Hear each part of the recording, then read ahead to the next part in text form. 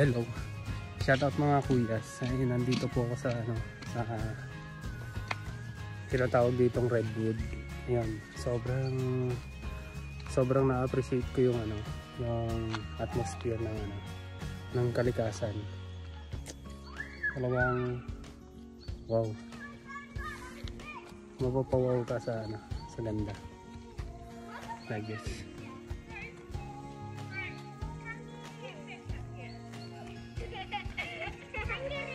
Diba?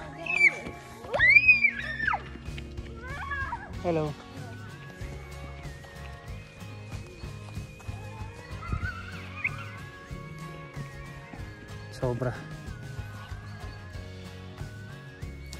Sobrang nakakamangha yung yung kalikasan. At di ko alam kung paano simulan yung sasabihin ko. Marami sa atin sa mga tao na gustong sirain ang kalikasan, sirain ang lahat. Sobrang ganda.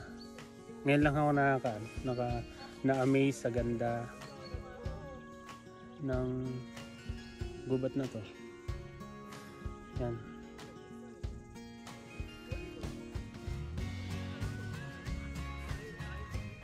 Ayun, ikutin natin to. Yan dahil dito.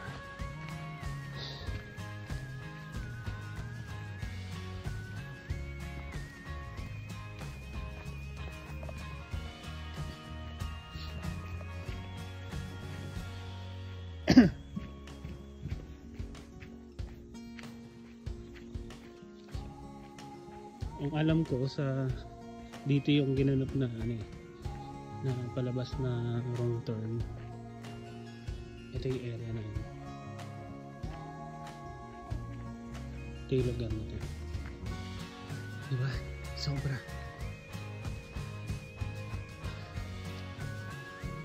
Hindi ko alam kung anong isipin ko. Para ako nasa paradise. May mga tao na sinisira yung kalikasan dahil lang sa pansarili nilang kapakanan, pansarili nilang minsan yung iba ginagawang kabuhayan, pero sayang ang lahat, diba? Sobrang sayang. Gaya ng puno na to, yung maliit na yan, taon ang bibilangin bago lumaki ng katulad nito. Bababa po tayo.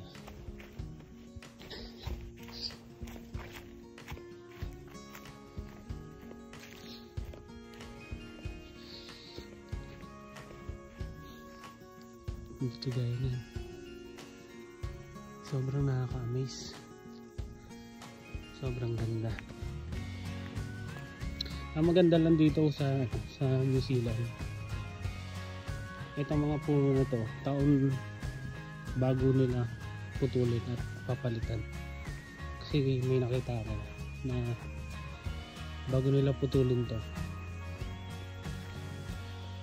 kailangan meron sa pang replace na mga puno. Talagang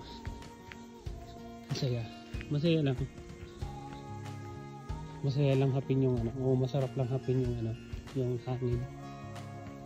Parang binabalik ka sa sa kalagasan. Sobra.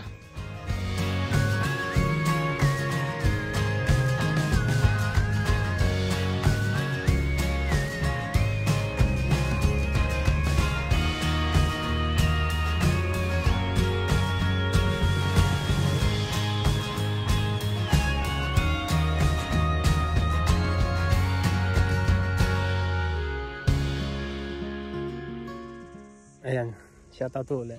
Ayan, dito na ako sa yung malapit na yata ako sa labas. Tapos may nakita ako na tignan nyo. Oh, malaking tent. Bahay ng labas. Siguro ito yung yung starting point ng pagka gusto maglakad dito. Laking tent.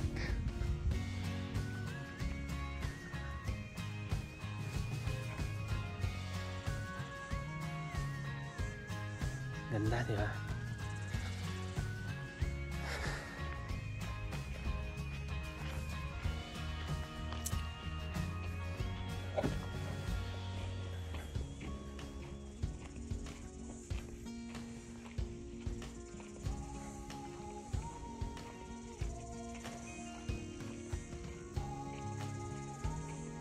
Hindi ko na alam kung saan ako pupunta. Basta ito na yung endpoint nila.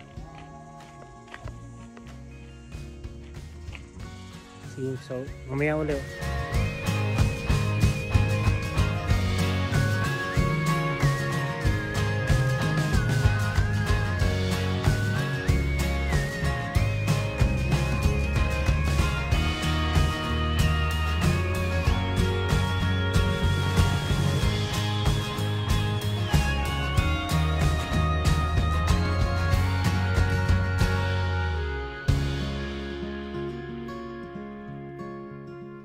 May natagpuan ako isang sapa. Tingnan natin.